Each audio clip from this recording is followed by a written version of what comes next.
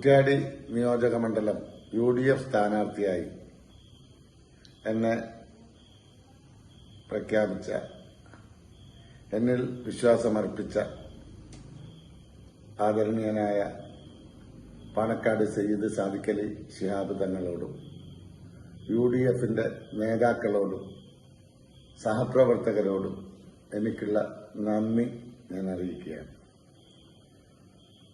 10 വർഷത്തെ LDF ഭരണം കേരളം കുത്തഴിഞ്ഞ വല്ലാത്ത ഒരവസ്ഥാവിശേഷത്തിലാണ്. ഇതിന് മാറ്റമുണ്ടാക്കാൻ കുറ്റ്യാടി നമുക്ക് വിജയിക്കാൻ സാധിക്കും. ഒപ്പം കേരളവും നമുക്ക് തിരിച്ചുപിടിക്കാൻ സാധിക്കും. അങ്ങനെ വരുമ്പോൾ